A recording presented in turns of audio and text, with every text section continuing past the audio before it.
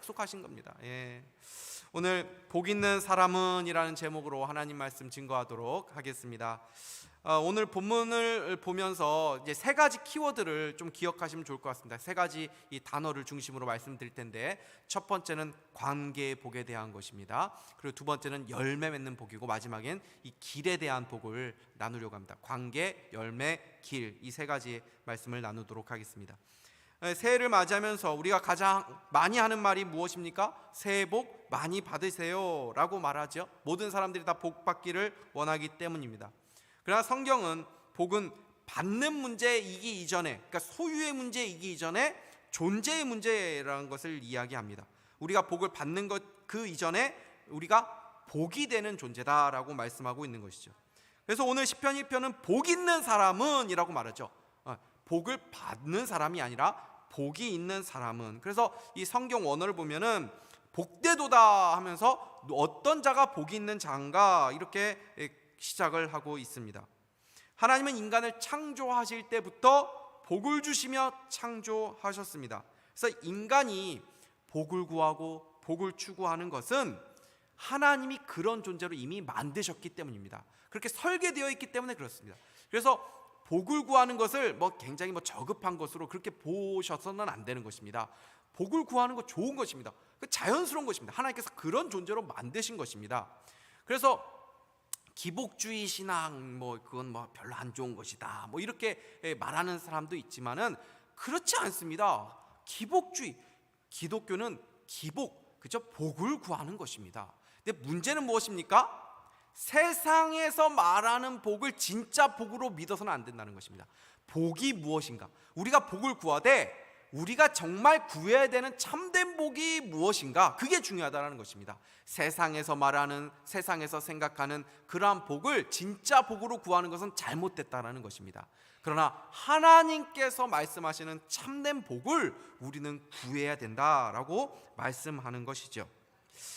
그러면 복을 구하되 하나님이 인정하시는 복, 성경에서 말하는 참된 복이 무엇인가? 오늘 말씀을 통해서 이 새해에, 그리고 남은 우리의 그 삶 가운데에 영원하고도 참된 복을 누리는 그런 행복자가 되는 그런 은혜가 있기를 주님의 이름으로 축복합니다. 다시 옆에 있는 분들에게 인사하겠습니다. 당신은 정말로 행복한 사람입니다. 인사하겠습니다. 당신은 정말로 행복한 사람입니다.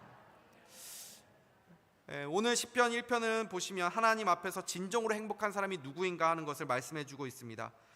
먼저 그것을 악인과 의인으로 대조하는 방식으로 설명하죠. 첫 번째는 관계에 대한 것입니다. 1절을 우리 다시 한번 읽겠습니다. 시작. 복 있는 사람은 악인들의 꾀를 따르지 아니하며 죄인들의 길에 서지 아니하며 오만한 자들의 자리에 앉지 아니하고. 아멘. 여러분, 복이 있는 자가 누군가 할 때에 그냥 악을 행하지 않고 죄를 범하지 않고 오만하게 행동하지 않고 이렇게 말하지 않고, 자세히 보시면 사람을 함께 묶어서 이야기하고 있죠.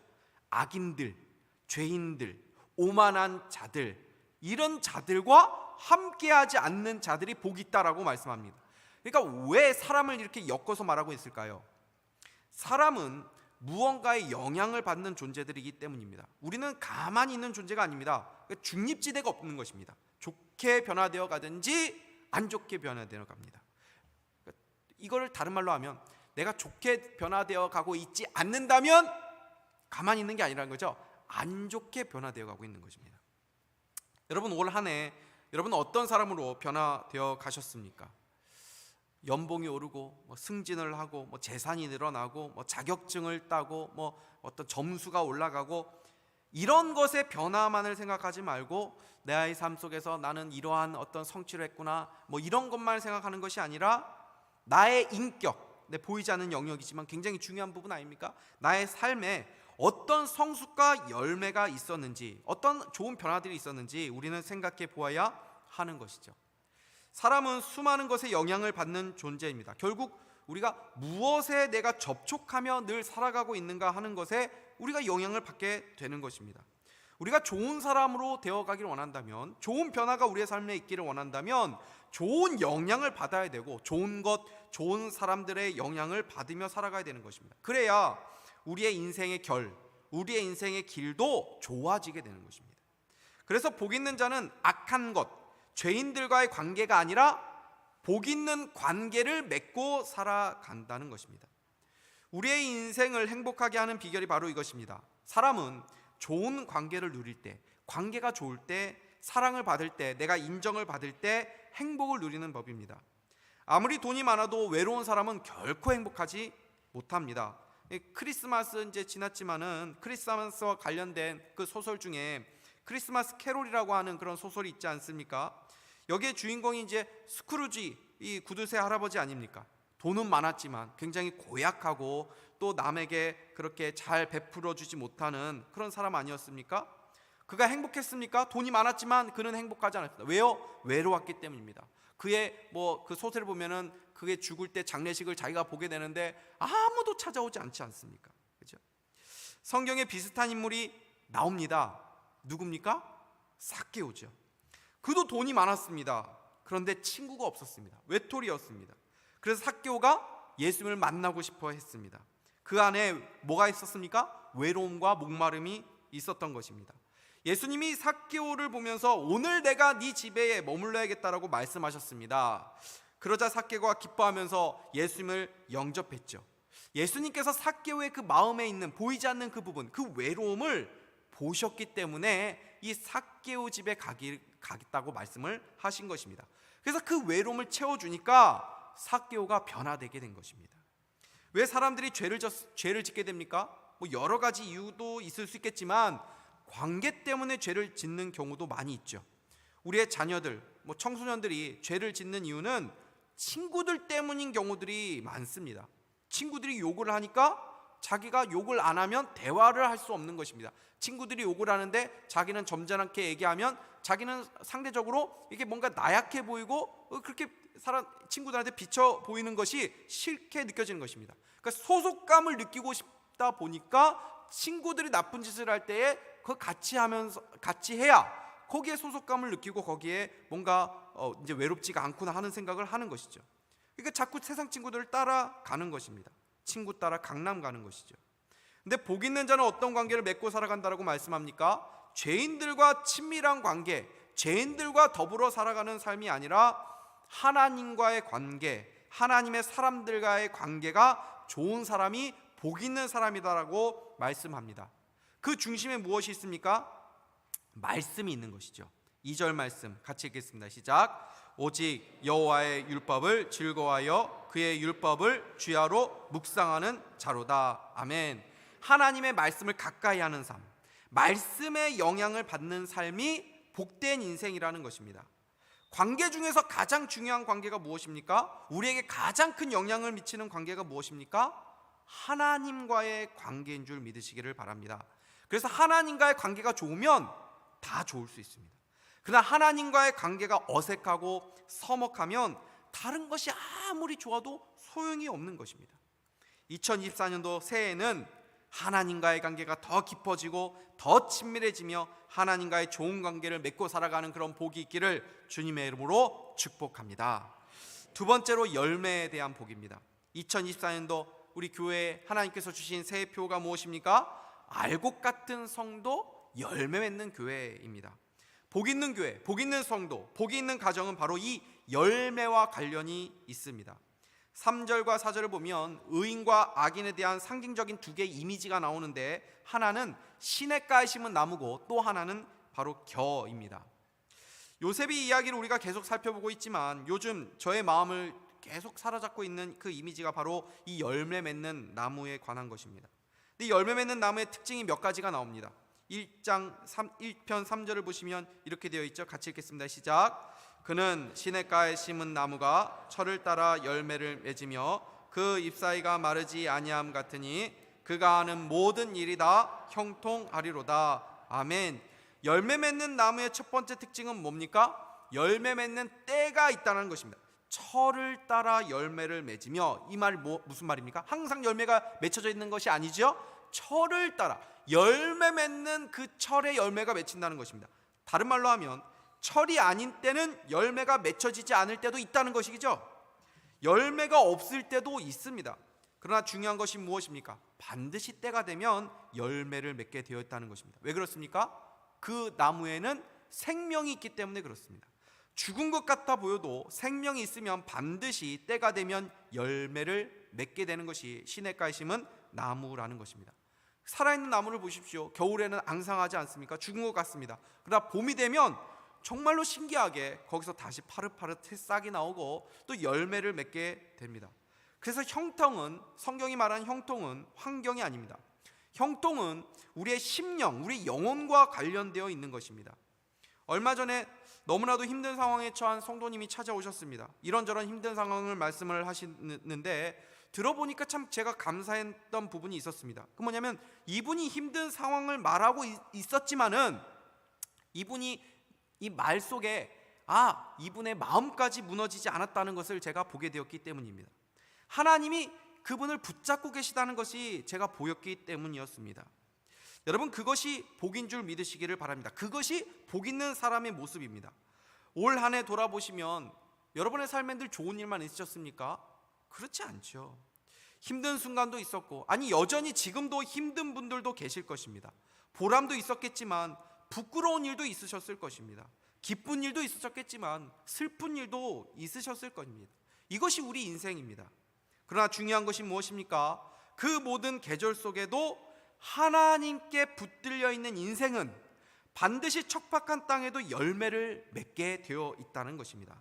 그러므로 중요한 것은 우리의 심령, 마음을 지키는 것, 우리 영혼이 하나님 앞에 늘 붙어있는 삶을 살아야 된다는 것입니다. 아무리 내가 내 삶의 열매를 맺게 하겠다고 막 돌아다녀 봐야 소득이 없습니다. 하나님이 복을 주셔야 열매 맺는 줄 믿으시기 바랍니다. 시편 127편 1절 이렇게 되어 있죠. 같이 한번 읽겠습니다. 시작. 여호와께서 집을 세우지 아니하시면 세우는 자의 수고가 헛되며 여호와께서 성을 지키지 아니하시면 파수꾼의 깨어있음이 헛되도다. 아멘. 하나님을 예배하는 일에 힘쓸 때 하나님께서 우리의 삶에 풍성한 열매를 맺어 주실 줄 믿으시기를 바랍니다. 새해 시작하면서 제가 간곡하게 부탁을 드리고 싶습니다. 정말 특별한 경우 아니면 주일 성수에 힘써 주시기 바랍니다. 그 무엇보다 예배 드리는데 최우선으로 삼고 살아가시기를 바랍니다. 그러면 무슨 일이 있어도 반드시 승리하고 열매 맺어 주시고 하나님께서 여러분의 삶을 책임져 주실 줄 믿으시기 바랍니다. 또 하나의 열매 맺는 나무의 특징은 잎사귀가 마르지 않는다는 것입니다. 우린 열매만 주목하기 쉬운데 잎사귀가 마르지 아니하며 라는 말씀이 있죠. 그러니까 잎사귀도 사실 굉장히 중요합니다. 왜요? 잎사귀를 보면 열매를 알 수 있기 때문입니다. 잎사귀가 말랐다면 열매 맺을 수 없는 것입니다. 잎사귀가 마르지 않아야 열매도 맺게 되는 것입니다. 저는 이 잎이 마르지 않는다는 것을 우리의 마음과 영혼이 메마르지 않는다는 것으로 생각을 합니다. 지금 여러분의 영혼의 상태는 어떠한지 한번 돌아보십시오. 성경은 복된 심령은 메마른 심령이 아니라 목마른 심령, 가난한 심령이 복이 있는 마음이라고 말씀합니다. 메마른 심령이 아니라 목마른 심령이 되어야 합니다. 메마른 심령과 목마른 심령의 가장 큰 차이는 반응에 있는 것 같습니다. 메마른 심령은 반응이 없습니다. 그러나 목마른 심령은 반응이 있습니다. 말씀이 들릴 때 목마른 심령은 그 말씀을 흡족하게 받아들입니다. 어떤 말씀 들어도 은혜가 되고 순종의 마음을 가집니다. 그러나 메마른 심령은 하나님의 말씀이 들려줘도, 하나님의 씨앗이, 말씀의 씨앗이 뿌려줘도 거기에 반응하지 않습니다. 은혜를 받지 못합니다. 말씀이 들려줘도 하나님의 음성을 듣지 못하고 자신의 영혼을 보지 못하고 완고하고 딱딱해져 있고 강팍합니다.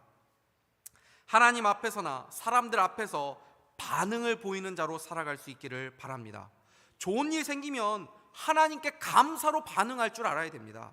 힘든 일 생기면 하나님 앞에 나가서 도움을 구하며 기도하는 그런 반응이 있어야죠. 좋아도 반응이 없고 힘든 일이 있어도 하나님 앞에서 어떤 몸부림도 치지 못한다면 그 영혼은 메말라 있는 것입니다. 사람 앞에서도 마찬가지입니다. 심령이 촉촉한 사람은 작은 일에도 감사할 줄 알고 감동할 줄 압니다. 누군가의 아픔을 보면 그 아픔에 공감할 줄 알고 누군가의 기쁨을 보면 함께 기뻐할 줄 아는 것입니다. 감사의 눈물을 흘릴 줄도 알아야 되고 기쁨의 눈물로 흘릴 줄 알아야 되고, 때로는 하나님께서 우리의 영혼의 어떤 비참한 상태, 우리의 영혼이 참 불쌍한 상태를 보게 하시면 그거를 끌어안고 하나님 앞에 회개하는 눈물을 흘릴 줄도 아는 사람이 복이 있는 심령이라는 것입니다. 새해에는 여러분에게 그런 메마르지 않는 심령의 복, 활기 있고 생기 있는 영혼의 복, 여러분의 심령 안에 그렇게 마르지 않는 샘이 늘 있기를 주님의 이름으로 축복합니다. 그러면 나무와 겨는 어떤 특징을 가지고 있습니까? 이게 우리 어르신들은 이게 겨를 아시는데, 저의 아이들만 해도 이 쭉정이라는 말도 몰라요. 알곡을 설명하다 보니까 쭉정이가 나오던데, 쭉정이가 뭐냐 그러더라고요. 겨를 모르는 우리 조금 나이 어린 친구들도 있을지 모르는데, 이 겨라는 것이 무엇입니까? 곡식의 그 알곡 그 껍데기죠. 먹는 거 아니지 않습니까? 그 껍데기입니다. 그죠? 이 나무와 겨는 어떤 특징을 가지고 있습니까? 겨는 결정적으로 생명이 없죠. 그래서 자라지 못합니다. 열매가 아니라 껍데기와 불과합니다. 이들 누구를 말합니까? 불신자들을 말하는 것이죠. 하나님과의 관계 속에 있지 않다면, 거듭나지 않았다면, 아무리 탁월한 학식이 있고 도덕적으로 괜찮은 사람이라 할지라도 겨와 같은 인생입니다. 하나님 앞에서 그들의 모든 것이 인정받지 못하는 것입니다. 겨는 아무짝에도 쓸모가 없습니다. 바람에 날리는 겨를 한번 생각해 보십시오. 매우 가벼워 보이죠? 바빠 보입니다. 분주해 보입니다. 근데 분주하지만 열매는 없습니다. 세상 사람들이 얼마나 바쁘게 삽니까? 이리저리 동분서주합니다. 그런데 방향이 없습니다. 목적도 없습니다. 그냥 분주할 뿐입니다. 혹시 여러분의 삶 가운데 그런 모습은 없습니까? 바쁘기는 한데, 뭔가 굉장히 분주하기는 한데, 뭔가 내 삶에 방향이 없는 것 같고, 목적이 없는 것 같고, 열매가 없는 것 같이, 그렇게 뭔가 헛헛한 느낌을 가지고 살아가는 그런 분들은 안 계십니까? 그렇다면 답은 간단합니다. 하나님 앞에 머무는 시간을 가져야 됩니다. 하나님의 임재 안에 들어가야 됩니다. 하나님의 임재가 충만한 시간, 하나님의 임재가 있는 그곳이 어디입니까? 예배죠. 예배 안에 들어와야 되는 것입니다. 탕자가 집 밖에 다닌다고 해가지고 거기서 무슨 열매가 있었습니까? 그냥 비참해지는 거죠. 말라 죽어가는 것입니다. 아버지가 계신 곳, 아버지의 집에 와야 되는 것입니다. 거기에 기쁨이 있고 거기에 생명이 있는 것입니다. 우리의 행복이 거기에 있는 것입니다. 교회도 마찬가지입니다. 이곳저곳 다닌다고 해서 열매가 맺히지 않습니다. 뿌리를 내려야 됩니다. 오랫동안 그냥 교회 다니고 계신 분들 이렇게 계시다면 이제 더 이상 교회와 썸 타지 마시고 이제 신중하게 기도하시면서 결정하셔야 됩니다. 어느 교회라도 한 곳을 정해서 신앙생활 하셔야 됩니다. 그리고 기도하시고 교회를 정하셨다면 하나님께서 인도하신 교회라고 믿으시고 그 안에서 여러 가지 북적북적되는 일들이 있어도 잘 견디면서 참는 훈련하시면서 교회 생활을 꾸준히 하는 것이 필요합니다. 거기에 반드시 아름다운 열매가 맺혀지게 될 것입니다. 교회 또 하나의 특징은 견디지 못한다는 것이죠. 5절 말씀 같이 읽겠습니다. 시작. 그러므로 악인들은 심판을 견디지 못하며 죄인들의 의인의 모임에 들지 못하리로다. 아멘. 나무는 견딜 수 있는 힘이 있습니다. 바람이 불어도 비가 와도 뿌리를 깊이 내린 나무는 견디는 힘이 있습니다. 내면이 단단합니다. 그러나 겨는 심겨진 것이 아니지요. 그래서 견디지 못합니다. 작은 바람에도 쉽게 나부낍니다.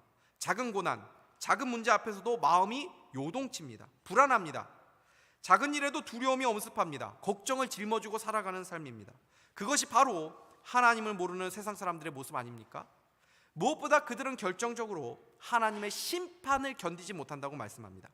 악인에 대한 하나님의 심판이 있음을 말씀하고 있죠. 그러니까 아무리 세상에서 화려하고 잘 나가는 인생처럼 보이고 형통한 인생처럼 보여도 반드시 하나님의 심판이 있다고 말씀하는 것입니다. 그러므로 우리가 그들의 인생을 부러워하지 말아야 되죠. 하나님 앞에 복이 있는 인생은 하나님께 속한 인생임을 믿으시고 우리와 우리의 가정과 우리의 삶이 겨가 아니라 시냇가에 심은 나무가 될 수 있기를 주님의 이름으로 축복합니다. 마지막으로 길에 대한 말씀입니다. 6절 말씀 같이 한번 읽겠습니다. 시작. 무릇 의인들의 길은 여호와께서 인정하시나 악인들의 길은 망하리로다. 아멘. 오늘 본문에 두 개의 길이 나오고 있습니다. 하나의 길은 어떤 길입니까? 의인들의 길입니다. 또 하나의 길은 어떤 길입니까? 악인들의 길이죠. 악인이 가는 길입니다. 의인들의 길은 그러면 어떤 길일까요? 마태복음 7장 13절에서 14절은 이렇게 말씀합니다. 같이 읽겠습니다. 시작. 좁은 문으로 들어가라. 멸망으로 인도하는 문은 크고 그 길이 넓어 그리로 들어가는 자가 많고 생명으로 인도하는 문은 좁고 길이 협착하여 찾는 자가 적음이라. 아멘. 성경을 보면 우리 믿음의 선배들이 걸어갔던 길 어떤 길이었습니까? 고난이 없는 길, 편안한 어떤 대로와 같은 그러한 길이 아니라 좁은 길, 협착한 길을 걸어갔습니다. 그러나 그 길이 생명의 길이고 하나님이 인정하시는 길이라고 말씀합니다. 그러나 악인의 길은 어떤 길입니까? 넓은 길, 많은 사람들이 가는 길, 그렇죠? 대세라고 하죠.